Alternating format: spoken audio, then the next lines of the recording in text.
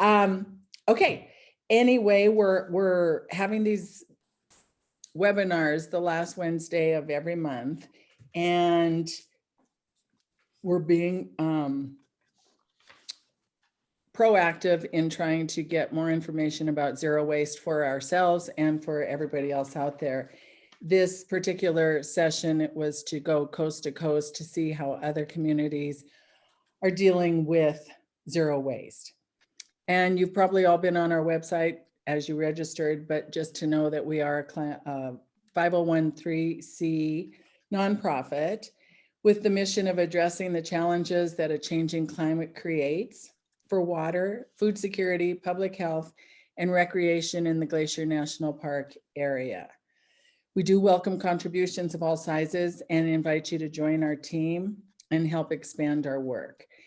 We thank so much our presenters for being here today to give us this more information for all of us to deal with. We'll save the questions until the end of this session. So if you want to pop them into the chat box, or you can always raise your hand on the emotions and one of us will get the question for you. Let's see. I think everybody's been on Zoom enough that we don't have to go through all the housekeeping of Zoom. But once again, if you have any questions about anything, just chat it into the box and someone will get back to you. Sometimes we'll say, is everybody okay? How's everybody doing? And then you can use the emotion box to do a thumbs up or clap or whatever you'd like to do. At the end, we'll have a short survey for you to take that's really helpful for us. And then at the very end, we'll announce a gift card winner just for a random participant. That'll be at the very end. So I think we should get started. We're going to start on the East Coast with Michele Morris, who is the Director of Outreach and Communications for Chittenden County, Vermont. And she'll talk about the requirements and opportunities for the prevention and reduction of solid waste and its toxicity, as well as the appropriate management of what's left after prevention, reduction, reuse, and recycling options are exhausted. So welcome, Michele, and thanks for being here. Thank you. I'm thrilled to be representing the East. It's a big ask, and I don't pretend to that we're all the same out here on the East Coast any more than anybody is out there in the West. And in a previous career, I had the pleasure of visiting Glacier National Park when I worked for Backpacker Magazine, and I really love that part of the country. And if I weren't living here in Vermont, I'd be out there somewhere with all of you guys. So thank you for inviting us. And I'll just give you a little tiny taste of a municipal perspective and try to explain where we're coming from with that, and not get too deep in the weeds, but give some takeaways that might be, I hope, are helpful for all of you. So let me see if I can get busy screen sharing here. And let me know, do you see my screen now? We do. There we go. Great. Okay, so we're starting then. That's off to the right start. It makes me happy. So I work for an organization called the Chittenden Solid Waste District, and it's a little different here in Vermont. I am from another East Coast state where we had really strong county government, and Vermont does not have that. It basically has no county government. And so the way we manage waste here in Chittenden County or in Vermont is we have these entities called districts or alliances or other just groups of towns that got together and voted to form an organization to say, hey, there's these state mandates and there's other things we need to do and we need your help. So how can we get together and do this in a way that makes sense? So that's what CSWD does for the county of Chittenden. So I'm gonna hopefully present here. Here we go. So CSWD, this is the state of Vermont, and this is our county. And all these little blocks and squares are member towns and cities. And Burlington, can you see my cursor there? Yeah. Okay, Yes. so Burlington is right here on the waterfront. It is the largest city in the state of Vermont, and consequently the largest city in CSWD. Having said that, there's only 43,000 people in Burlington. There's only 600,000 in the whole state of Vermont because we're tiny. But we are, CSWD is a municipal district. So we have function like a municipality, and we were created back in 1987 by our 18 member towns. We have a board of commissioners who represent all of the residents in those member towns, which is about 168,000 people, 7,400 businesses. And something that's also a little different here is we don't have municipal collection of trash or recycling, except in Burlington, which has to be different. But we like to say we don't pick up your trash, we help you make less of it. So I'm going to start with Burlington because that was the request, that we represent Burlington. And then I'm going to expand what we're talking about into the larger scope of the district, because it does affect Burlington. So as I mentioned, it's about 43,000 people. We have 3 colleges here, a major hospital network, and not surprisingly, the top employers are education, healthcare, and social services. And then there's a huge accommodation and food services because we are a big resort, or rather, just a vacation area. So I wanted to highlight, especially, because it's glacier country up there, the zero waste initiatives that are particular to Burlington and different from the rest of our state, and also different from the East and the rest of the country, is their focus on their electric department. And they are the first utility in the United States to source 100% of their electricity from renewable resources. So they're really looking hard at how to reduce their greenhouse gas effects and climate impacts. So they're sourcing that electricity from biomass. They have a wood-fueled power plant is the major power plant in Burlington. They also source from wind, hydro, and on local rivers, and solar increasingly. And I can include a link when I'm done in the chat box that links to their entire presentation that covers all of their energy initiatives. But this is how that sort of breaks down, is that 60% they've identified of what they're trying to reduce is going to come from making their buildings, commercial and residential, more efficient, and electrifying them instead of relying on fossil fuels.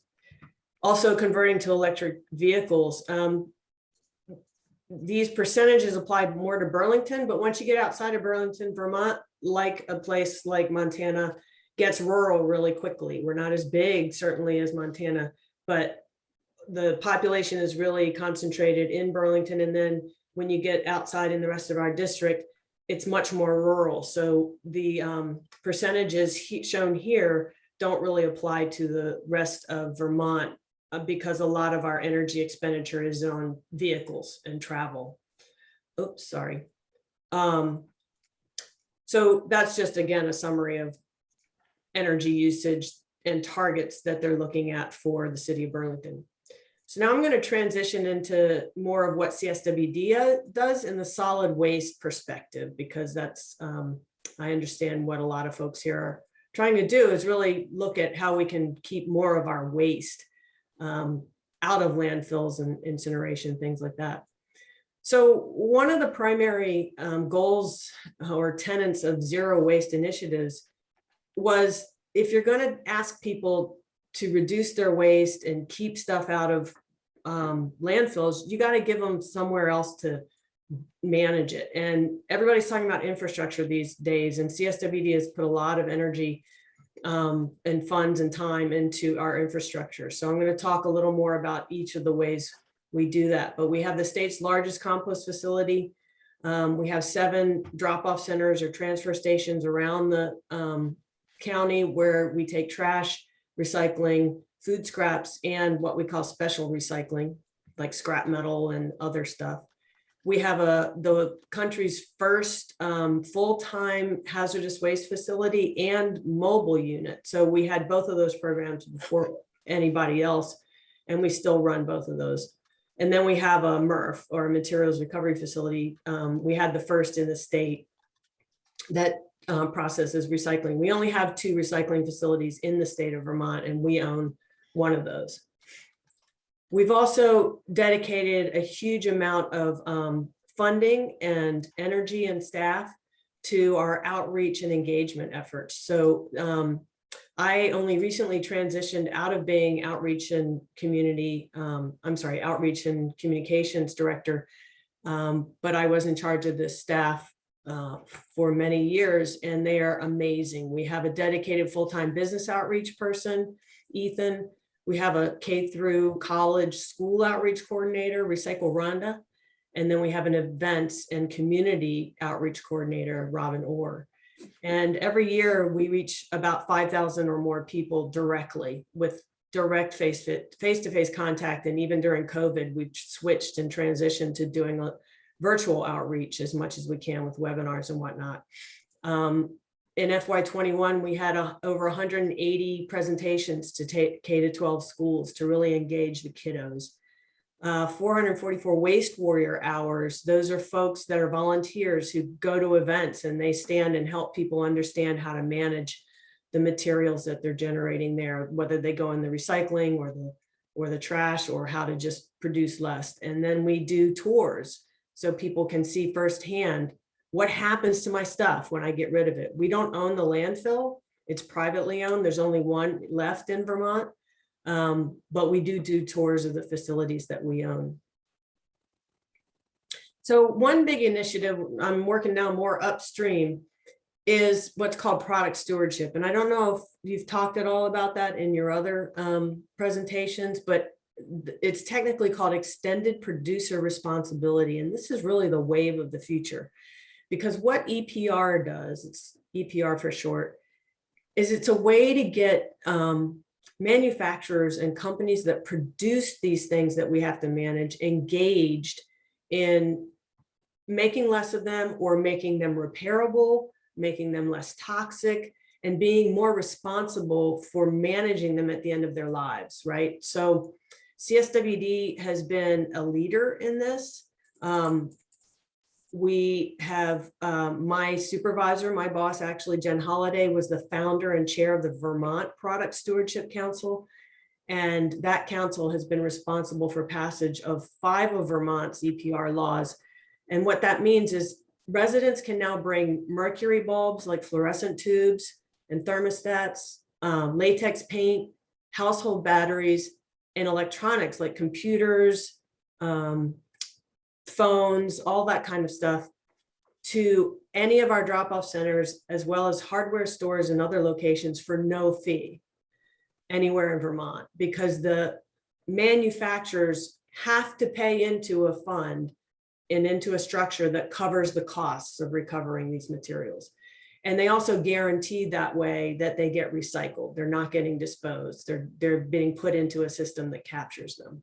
So that's a huge thing that has worked in Vermont and increasingly elsewhere. And the next thing we're targeting is packaging and paper, which, as you can imagine, covers the waterfront. And it's, again, let's see, I think Maine and I think maybe Oregon have passed, that's the country's first 2 EPR bills for packaging and paper. And it's going to be interesting to see how that goes. So we're excited about that and looking forward to, it's in the legislature now, and we're hoping it works its way through this session.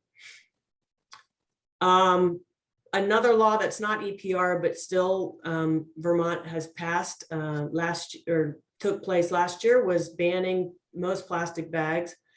Plastic straws can be provided only upon request, and plastic stirrers are banned, and most expanded polystyrene, which is what everybody knows as styrofoam.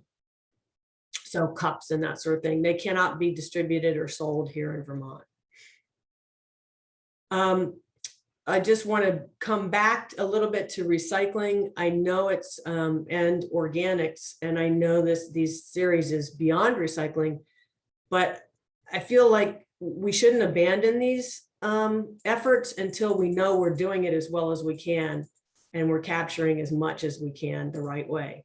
So Vermont's Act 148 in 2015, it made mandatory recycling statewide. We've had it in our county, our district, since 1993, but the rest of the state was all over the place. So it was important to make that consistent around the state. It also phased in the country's first comprehensive ban on putting food scraps. I'm calling it organics here, but it's food scraps in the landfill. So it phased in starting in 2015 for the biggest generators. So it started with grocery stores and restaurants and big institutions. If you were generating 2 tons or more a year, you had to find a way to keep that out of the trash. Mostly it was sent to composting. And then the last step of that phase in kicked in last July, where all Vermonters, including residents, are now prohibited from putting food scraps in the trash. You can feed them to animals, you can donate it to food shelves, but you can't put it in the trash. So again, as I mentioned, let's make sure we're all doing what we can to make recycling work. We've heard a lot in the news about how recycling is dead or broken or a failure. And that's not true. Here in Vermont, like I said, we own one of the state's 2 recycling facilities, single stream, and we have been diverting this material nonstop. It certainly, we weren't getting as much money as we used to, but this year it's rebounded like crazy. Cardboard prices are through the roof, which means we're getting more revenue for that. And prices for certain kinds of plastic are now higher than for aluminum. So don't let go of it. Just make sure you're investing in educating your residents and your businesses. When I say we have a 7% residue rate, that means that when we're done sorting and marketing all the stuff that goes through our recycling facility, 7% of everything that came in the door ends up going to the landfill because it was the wrong stuff. It was trash. Most single stream recycling facilities, and by single stream, I mean where everybody just puts it all in together to be sorted, are reporting as high as 20 to 25% of what's coming to them as trash. We don't have that problem because we've invested so much time and money and effort into educating our community about how to do it right. We also have penalties for folks who aren't doing it right. Organics, I want to be mindful of time here and let other people talk, but I just want to say that that's another big part of the pie here. And I mentioned our organics law that tells people you have to keep food scraps out of the landfill. We've been collecting food scraps at our drop-off centers for more than 20 years, way before the law. We own the largest composting facility in the state and keep 5,000 tons of food scraps and 7,000 cubic yards of leaves out of the landfill. Again, that's more relevant. Leaves are more relevant for more urban areas, right? Otherwise, folks are just letting them lie on the ground or put them in the woods, which is even better. Hazardous waste, I mentioned already.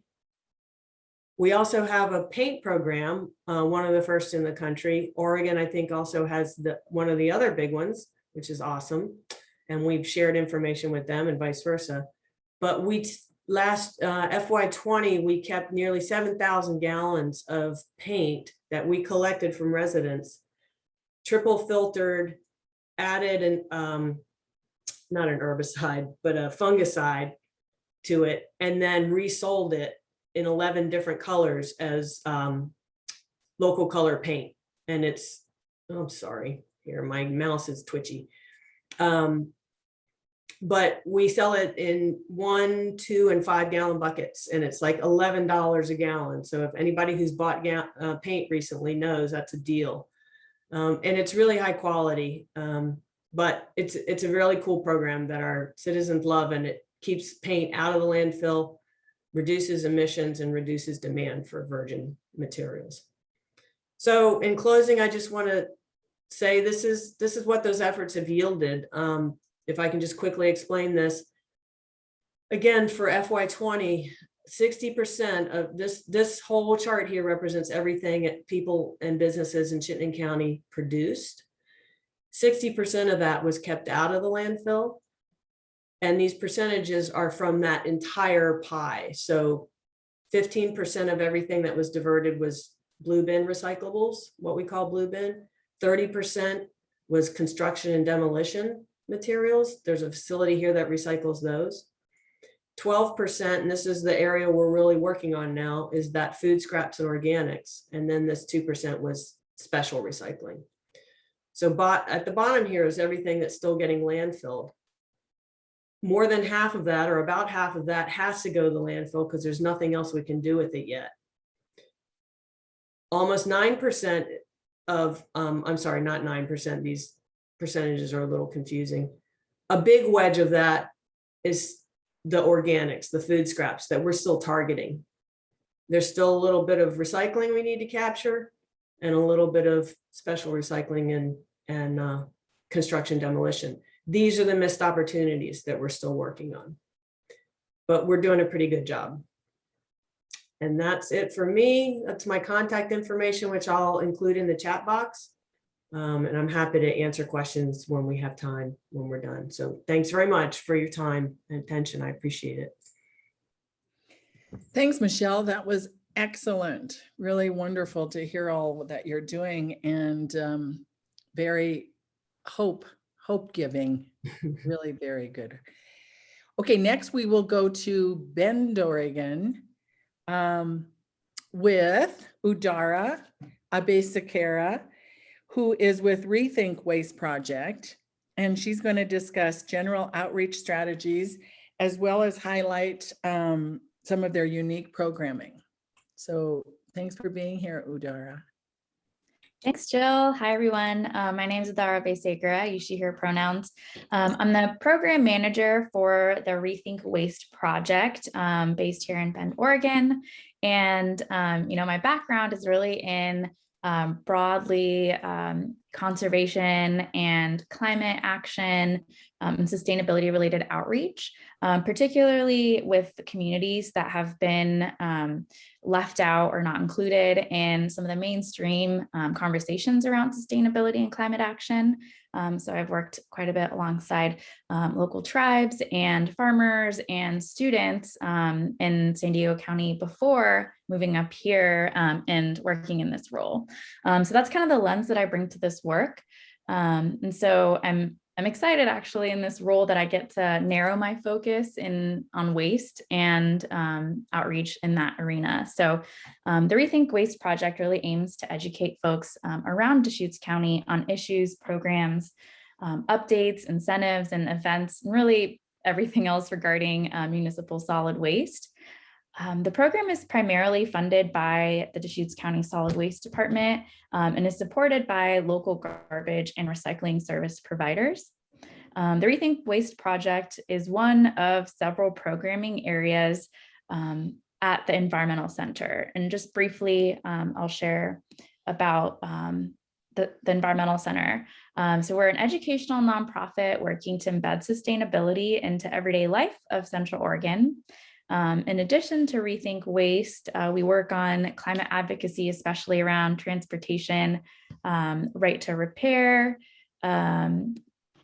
We host youth educational programs and have a big presence in schools throughout Deschutes County and are expanding to schools in Jefferson and Crook counties as well. Additionally, I just realized, am I sharing my screen? Okay. I was thinking, boy, she's got a lot. No, you're not sharing your screen yet. Okay. There you go. Okay. Okay. And in addition to youth programs, our energy team works to educate on the importance of energy use, best practices when purchasing new appliances, increasing EV infrastructure, and informing the public on energy or EV incentives. These program areas also do intersect and we collaborate with one another.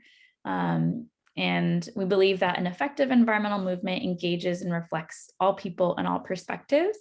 So we're really committed to community engagement and collaboration with new and diverse voices and not just the usual suspects. So to give you a little bit of an orientation to our work, we're located here in Bend, Oregon, which is right in the middle of Deschutes County, on the traditional homelands of Warm Springs, Wascos, and Paiute communities. And our climate is a high desert directly east of the Cascades. We're also the third fastest growing city in the United States. The population of Bend is about 100,000, which is a little bit more than half of the county. It could be because of our over 24 breweries, 4 cideries, 6 distilleries across the county, or because of the skiing and mountain biking, or excellent weather, proximity to lakes, rivers, and forests.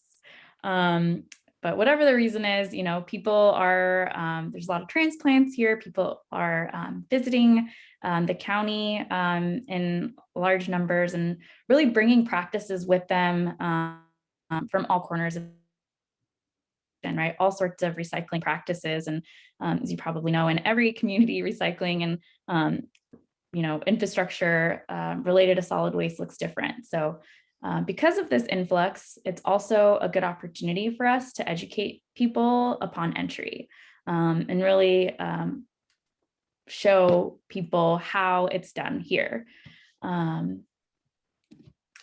So here's a quick snapshot of our solid waste system. Deschutes Solid Waste operates the Not landfill, which is number 1 here. And it's really the cornerstone of the system alongside 4 rural transfer stations and other recycling stations and centers. Collection services in the city of Bend, Redmond, Sisters, and Lapine are carried out by private companies operating under franchise agreements. And speaking of this landfill, Deschutes County has 1 landfill, and it's projected to be full by 2029, which is in less than a decade. And so we developed this solid waste advisory committee in the county, which passed a plan deciding to site and build a new in-county landfill.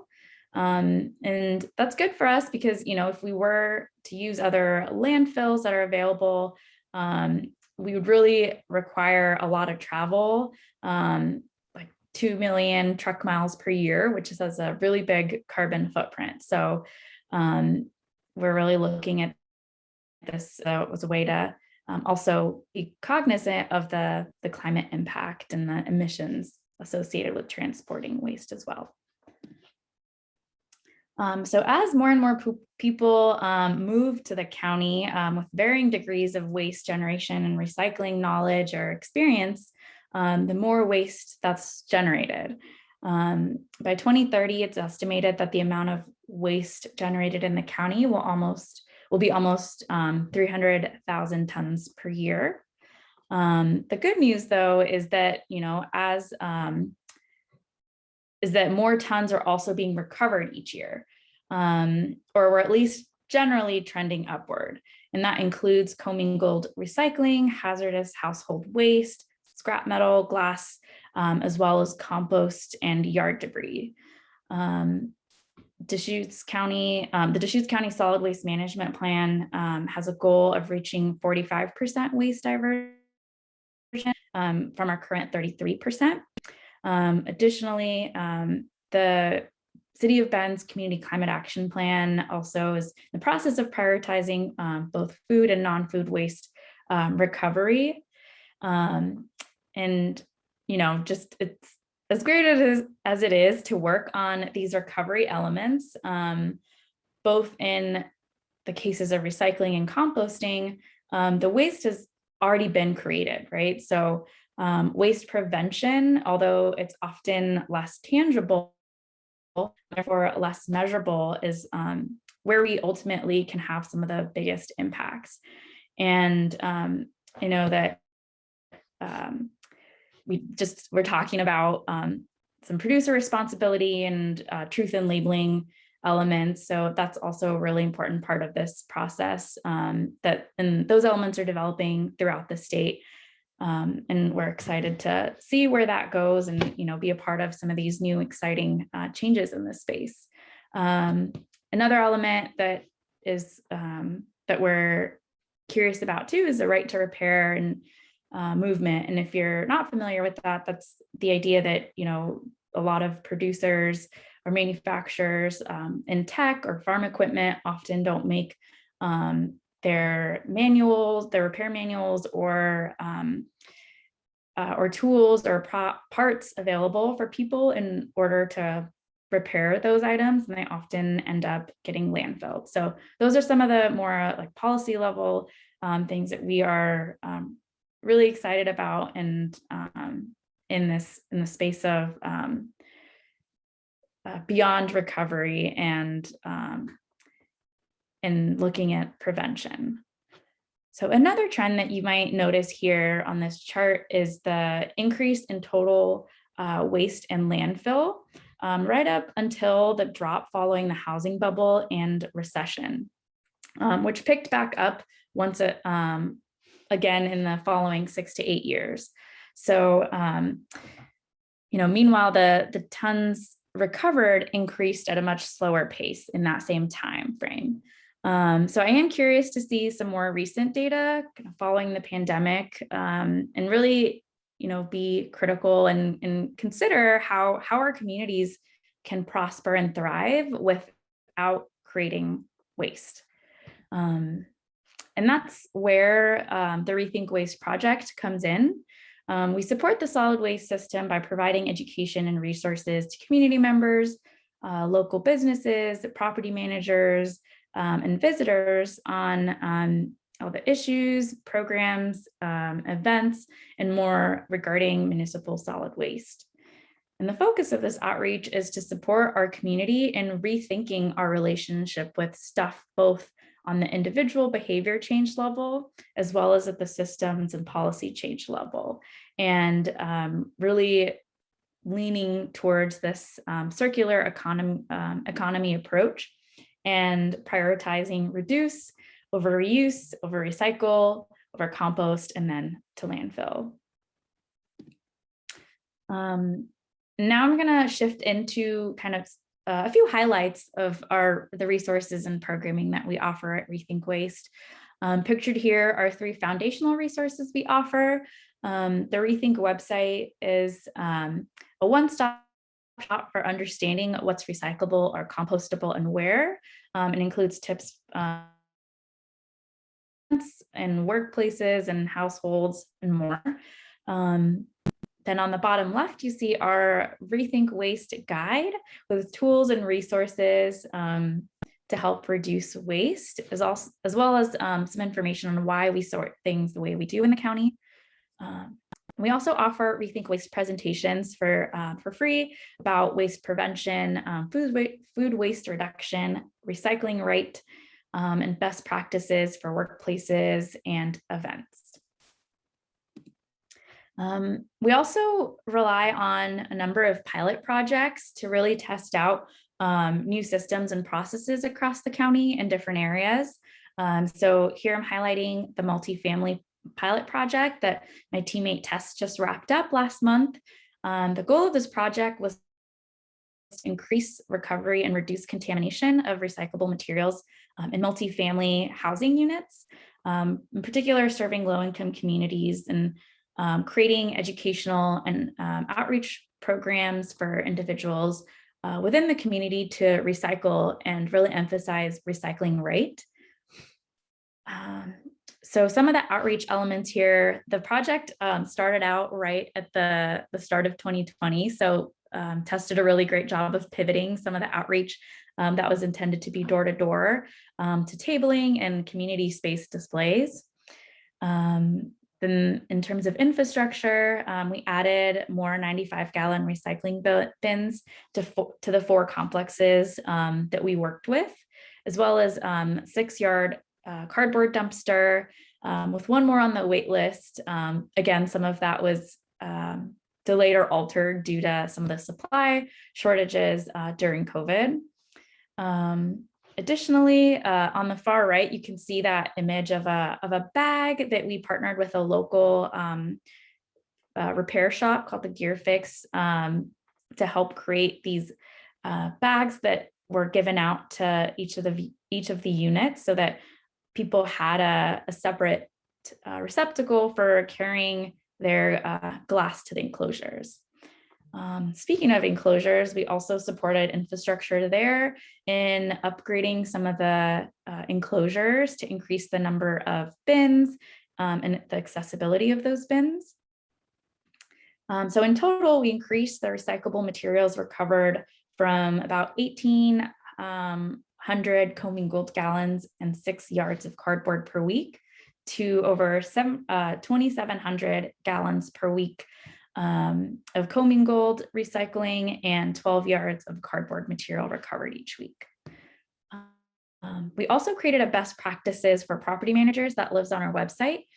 So, even beyond the life of this pilot project, property managers can review some of these tools and resources to implement in their spaces. Another project that we are in development is this tourism pilot project. Over the past few years, we've been working with a focus group in the tourism industry with the goal of increasing recovery and reducing contamination of recyclable materials in vacation rentals. And this has been sort of a two-prong approach, one being implementing ads and billboards kind of through the theme of recycle like a local. And the next part of this project will be to recruit 3 to 5 property managers of vacation rental properties from hotels to Airbnbs to provide resources, reusable materials, and visitor outreach materials to educate visitors and provide them with the tools to reduce waste and recycle right while they're here. And we'll get to incorporate some of the best practices from the multifamily housing project. And finally, some of the event highlights. These are some images from the repair cafes that we host. And if you're not familiar with Repair Cafe, they're events that we coordinate with an amazing group of volunteer fixers and local repair sites or thrift shops to host these repair cafes every few months, at least pre-COVID. These are free events connecting people with broken stuff to people who like to fix stuff. And they're all about repairing things together and sharing that knowledge. We've repaired things like jewelry, small appliances, electronics, and outdoor gear. And repair cafes are really held all around the world, and to really promote the idea of repairing with other people and saving natural resources and preventing waste and cultivating community. We are going to attempt and kind of experiment with a virtual repair cafe October 12th. So if you're interested in hearing more about that, I'm happy to share about that.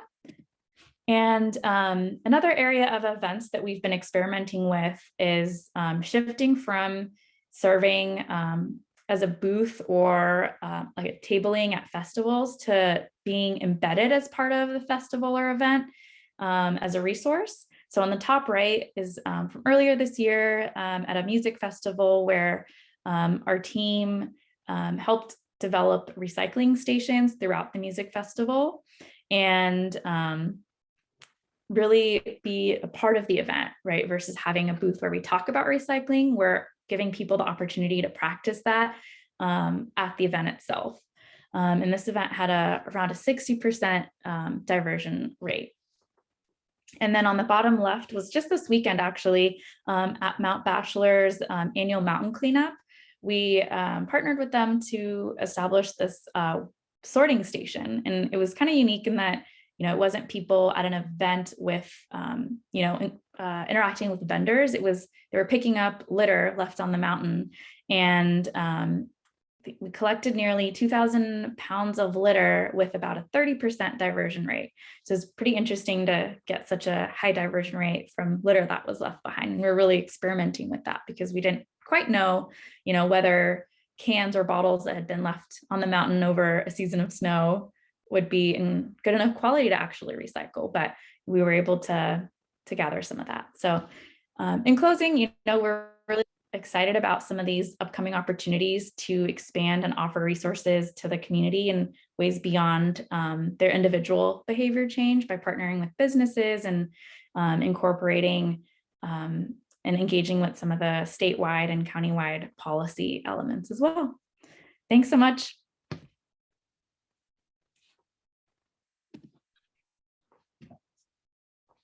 Oh, Jill, you're on mute. I have to do that because I have dogs. So thank you so much. There's a lot of similarities between Bend and the Flathead Valley. So those are really, really good ideas that you have. We'll be interested in doing something with that. Okay, last but not least, we have Ramsey McPhillips from McMinnville, Oregon. And he founded and started the Zero Waste McMinnville in Yamhill County. So Ramsey, tell us everything. Well, this has been really interesting, the trilogy of presenters going from the macro of a state administrator of what is an incredible system in Vermont. I'm very jealous. Down to the city of Bend, which my cousin is your mayor, Sally. I know she's doing a great job. I'm horrified, however, that you're going to cite a new landfill in Oregon, and I'm going to have to call her about that one. I'm considered a landfill slayer. The story I'm about to tell you is very personal and why our organization came to be. So I live on my family's 160-year-old family farm, which unfortunately is downriver from a giant regional waste management facility that was importing over 600,000 tons of garbage from some of Oregon's biggest municipalities into farmland, into a river in the middle of wine country, into a leaking, unlined landfill. So I arrived to take my turn up with a plow and was mortified. I have an environmental studies degree. I've been very, very active in composting my entire life. Earth Day in 1970 had a seminar at age 11, and unfortunately the only person who came was my brother, but that was sort of my start back then, and I've never given up. So for me to come home where my whole family is buried, to find this giant mountain of garbage that wanted to double in size. Literally, they were proposing to go 100 feet higher and 90 more acres further into the river floodplain. So I thought it would be a very easy ask to stop this, because there were obviously very atrocious things going on with the leaking and other options. No, what happened was I figured quickly that Waste Management had gotten their fingers so far into the financial benefits to the county, over $1 million in tipping fees, that little Ramsey was not going to have much luck. However, sort of like Columbo with the glass eye and the rusted truck and the dirty trench coat, I pursued and got some lawyers, and 26 years later, this last year, the landfill did not get its expansion and they closed.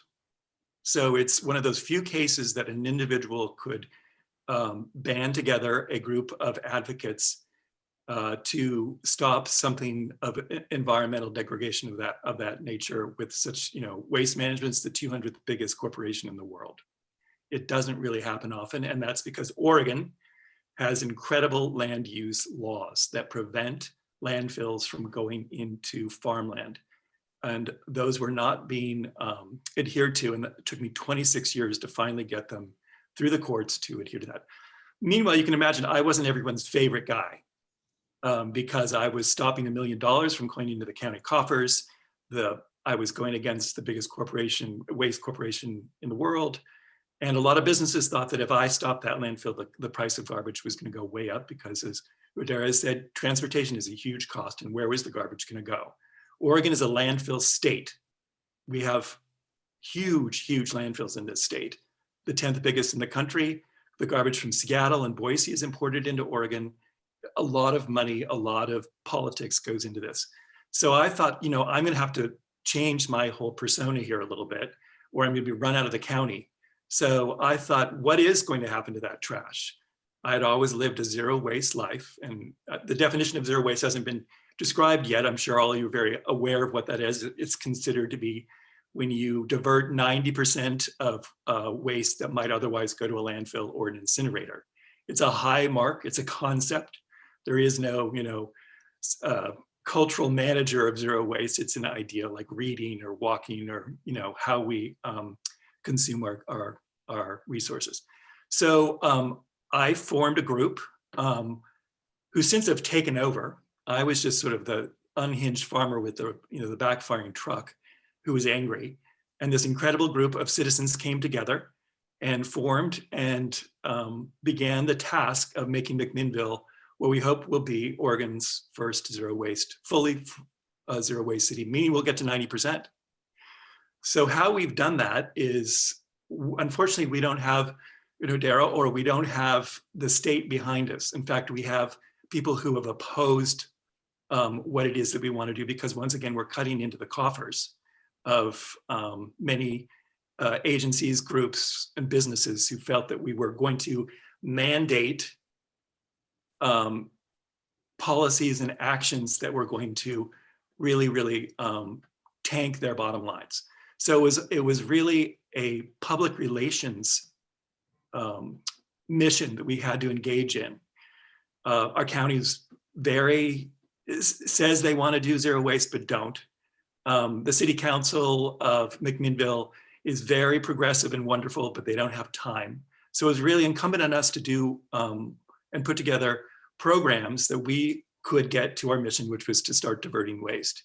And we realized that we were going to have to do it ourselves. We couldn't go to the city council and ask. Ramsey, I have a question. Yeah. Do you think you're screen sharing? No, but I will. Okay. I'm All just, right. I'm just, Okay. No, I just wanted to make sure because of Udara. Thanks. yeah, babbling away. No, it's good. It's good stuff. Although it's not coming up. Let's see if I can do this here. You don't need to. You've got plenty of good stories without. Yeah, So I'm just gonna riff here, if you don't Okay. mind. no problem. Yeah. So just look at my big mustache. There's your your PowerPoint. So we realized we had to do it ourselves. So when we go to our city council or to the county, we go with everything planned. So this organization of volunteers, which is now up to 200 people, when we go with an initiative, we go and present the whole menu done. We figured out the economy. We figured out who it's going to affect, where the logistics, and then we just get them to sign off. And so the list of things that we've been able to achieve with this formula of advocacy, given that we have the issue of the landfill sort of in the backdrop, has been really quite amazing. Once again, it's a group of people, not just me. So what we've been able to achieve is to integrate all of our events. McMinnville's in the middle of wine country, and we have these crazy events. We celebrate the turkey with Turkey Rama. We have the biggest UFO festival. We have the wine industry, the Pinot Noir industry comes from all over the world and does these amazing events. So we got into everyone's trash and set up these incredible stations at all these events and literally sorted every gum wrapper, every bottle, every food scrap by hand with gloves. It was incredible. I don't imagine that many places in the world want to do that or can do that. But what we did is we turned all of our events into zero waste events. We diverted and found repositories for all of it into the 90% in up to 1 to 2 years of these events. And it really gave us some street cred. It was really because we were there with bibs and our recycling systems and our logos and our public relations. And it was really, really effective. Meanwhile, we're morphing into the bureaucracies and the different agencies that we needed to affect policy change. So we also did things like we celebrate the compost. We have a compost palooza. We have an incredible art fair that is every year that brings in recycled materials to sell in recycling. We formed a business that now has 7 to 8 people making over $70,000 a year that is dedicated to taking all the LED lights into the city. We even have a edible garden of Yamaha County group. These are all subgroups of Zero Waste McMinnville, of local people advocating to have a better sustainable life through the pyramid of zero waste McMinnville. Meanwhile, we've also started Zero Waste Oregon, where we went into the Oregon legislature with a lobbyist this year because a lot of our activities had to stall because of COVID, because we were so community oriented with people sorting garbage. We had to step back because a lot of our volunteers are retirees and the chance of contagions was bad. So we pivoted, put all of our money into the Oregon legislature, into the material management practices, which has been mentioned, to try to figure out how producers of trash will be responsible for their goods and materials and resources. And we were really successful. As has been noted earlier, Oregon is one of the few states that has this program coming online, which is we're very proud of. So it's been a little bit of a process of bait and switch, of being really visual, but trying to actually move that meter up to 90% for our city. And we've concentrated just on our city. So what's happened is that we have changed perception from the, oh God, the trash costs are going to go up. These people are just a bunch of tree huggers, to be able to show that if you do this correctly, and this has been at the forefront of all of our advocacy, how your bottom line can improve if you do proper management of your refuge and garbage. So we have been able to, for instance, recycle styrofoam. We're one of the few cities I know in the nation that actually has styrofoam recycling as part of our bill. So whether or not you're recycling styrofoam or not, you're being charged in McMinnville for styrofoam recycling. It's just not offered up as a choice. It actually is mandated through the bill. So that's increased the styrofoam recycling greatly by virtue of that. So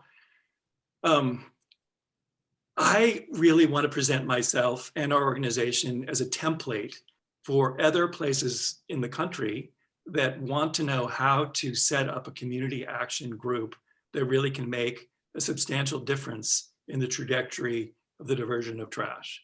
So anyone who wishes to know what kind of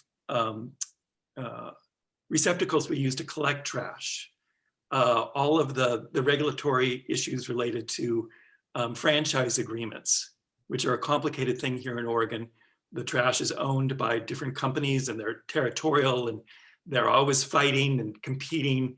And there's municipalities who are living off the teat of the tipping fees. It's actually quite confusing and intimidating, but we have it all sort of mapped out for anyone who wants to understand how you can actually effectively change perception and move the needle up into the 90% realm.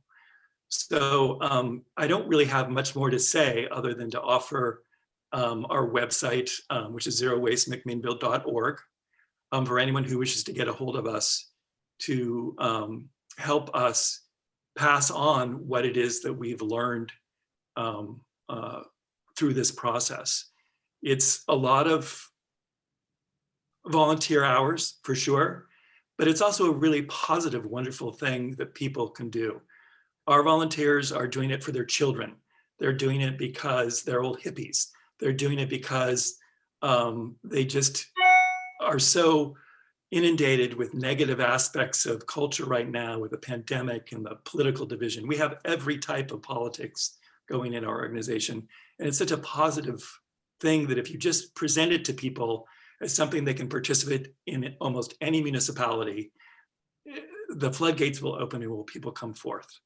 So I really urge, I'm really excited that you have this outlet for us to offer up our services of what we learned and to encourage and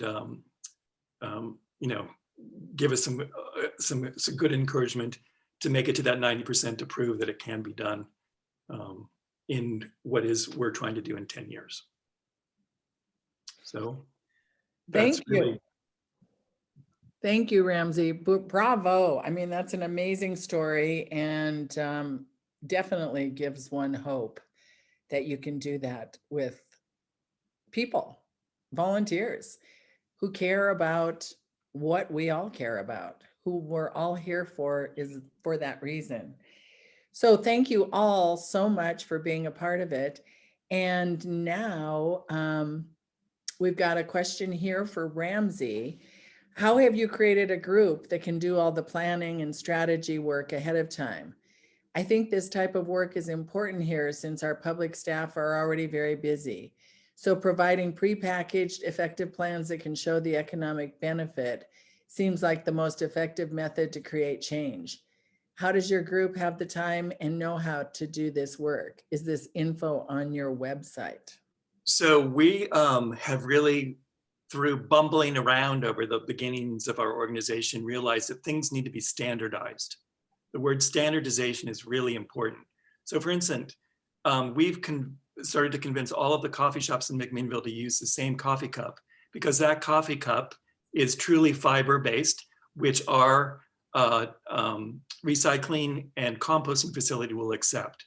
The composting company doesn't have time to pick through compostable products and decide which one actually will deteriorate or decompose in the allotted amount of time for them to make money. So we went about ourselves, we found them the cup, we got it authorized by them, cups, napkins, paper straws, anything. So when we have these events, or we're now going into the commercial overlay of the city, we've standardized that product. So what we've done in terms of trying to pass on what we've learned is we've made mistakes. So we're standardizing, we found the right type of garbage can for events and the right safety tools and protocol and the right charts that you can use in your advocacy to a municipality or to a group or to the Chamber of Commerce. You know, all those things that we've spent so much time. So those are available. So if anyone wants to contact us, we will gladly pass that on. Once again, we've really not had the luxury of a willing political climate in our community. It's been totally through personal advocacy that we have pushed through. And when I came here 26 years ago, the perception was that we had to have a landfill, that the money for a landfill was necessary for the businesses and for the municipality. The landfill, as I mentioned, closed this year. The garbage had to go somewhere else.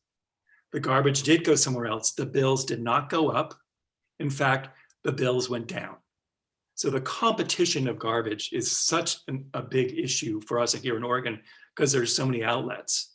I know Bend is considering to build their own landfill because they don't want to send it off into the other landfills. And Vermont has one landfill. That's amazing. That really is your choice. You don't have, it doesn't sound like you have competition. So you really, enter a different space.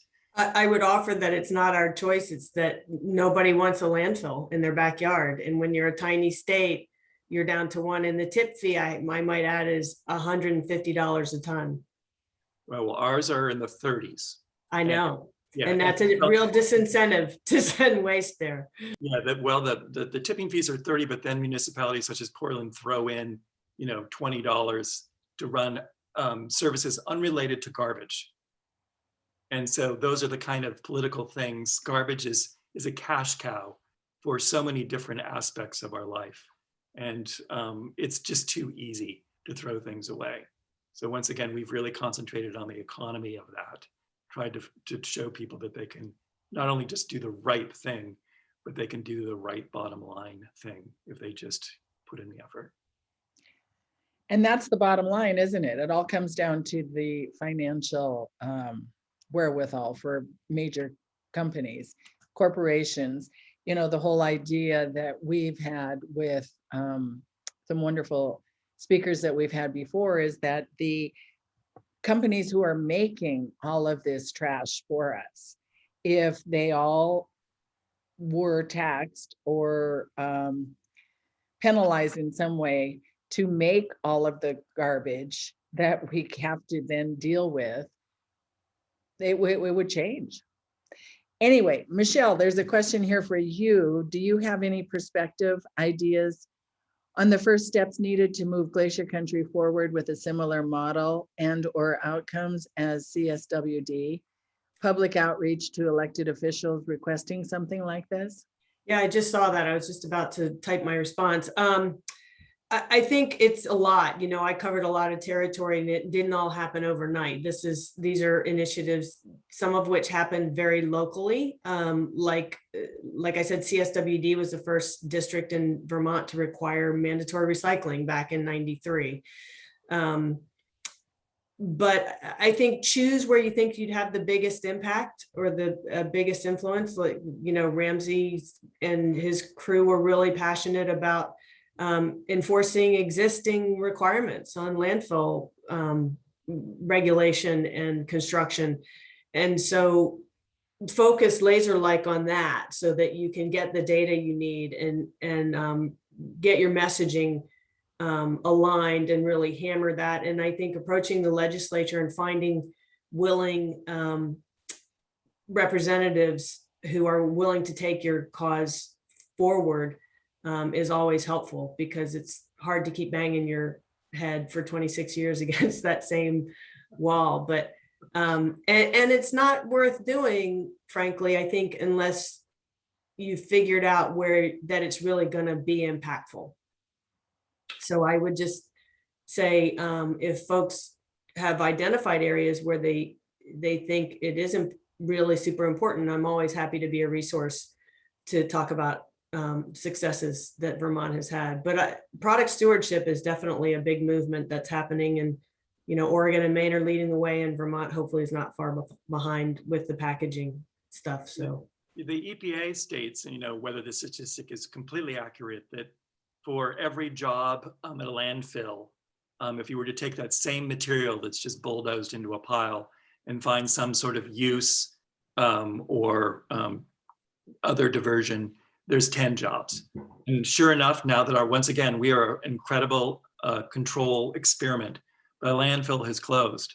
And I'm part of a regenerative farm agricultural collective that is doing, taking agricultural waste that otherwise would go to the landfill and finding ways to make that into compost and carbon sequestration programs. And the number of jobs just in that in itself is as many as was at the landfill. And that's just one tiny component of what goes into landfill. So once you can just, once again, we will provide any of these taglines and statements that anyone can use to counter any argument that is said that the money has to be through a landfill. It's just not true. I have a question for all of you. We didn't mention glass recycling. Though, what is happening in each of your areas regarding glass?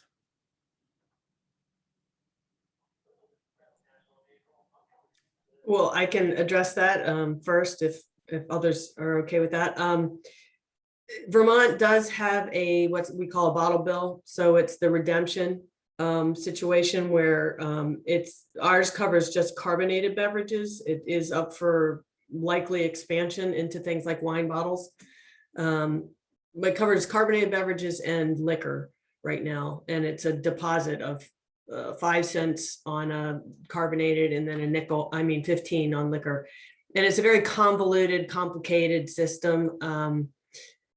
But there's information on it if you want to find that. So that's one way glass is captured, but because wine bottles aren't covered and other household packaging like peanut butter jars and mayonnaise jars and things like that aren't covered, that all comes to recycling facilities. So right now, it's a big challenge, and CSWD has invested a lot of money in working with the University of Vermont to find ways to get the glass to a quality where it can be used in something called sand borrow, which is a source for septic systems and other high grade valuable uses, because we're running out of that material from virgin mining. And why not replace it if you have something locally available and plentiful? You're muted. So sorry. It would be such an amazing business for somebody to take that on. You know, we've talked about it here, and one of the suggestions was with concrete companies, that they already have the infrastructure and the equipment to be able to do that. Whether they can do it to a level to be accepted for sandboro is another question. Two companies I would give a shout out about that we're not involved with at all, but there's one called Aero Aggregates, AERO, in Pennsylvania, outside of Philly. That's enormous. That's creating something that almost looks like volcanic, rock that's insulative and stable and very lightweight. And then there's another small startup here in Vermont called Glavel that's trying to do the same thing, but they're not quite up and running yet. Nice. I'm sure you, Dara, you can probably talk about Oregon's glass program. Sure. We also have the bottle bill option, for people to drop off their glass and aluminum and, glass that has a fee at purchase and then is returned at the bottle drop off. In Deschutes County, we also have a separate bin for curbside glass recycling that's collected and taken to material recovery facility. So those are two main areas. And I was sorry, I was typing the response to a question in the chat, so I missed any connection to or similarities to what Michele was saying. So sorry if I repeated that, but feel free to fill in any gaps, Ramsey. Well, just, Oregon was initiated the bottle bill concept, which has been really successful. We're up to 10 cents now a bottle, and all glass bottles. I don't think liquor or wine, but everything else, plastic bottles, water bottles, they just expect Mason, everything has a tag on it, and it's 10 cents. And that's been really, really successful in Oregon. In terms of our organization, we feed off of that. We have a very organized bottle collection system for our fundraising. So each year we're up to $1,500, $2,000 a year that we make by asking people to collect bottles with us, and it's very organized in Oregon. You put it in a bag and stick it through a sloop with a barcode on it, and your money is put on a credit card, and you can use it at will. And so there's many people who collect bottles for various reasons: the homeless, litter collection, and nonprofits. So, for instance, at our transfer station in McMinnville, every month a new charity is given all of the deposit bottles that come into the transfer station for their charity, and they get a lot of PR for that, and it's very organized. And so very few bottles, because they're valuable, slip through the process. The other thing I should just mention, one other incredible deposit sort of system. I don't know if you've all heard about Husky cups. They're a cup that is made out of the coffee husk, and you buy a cup.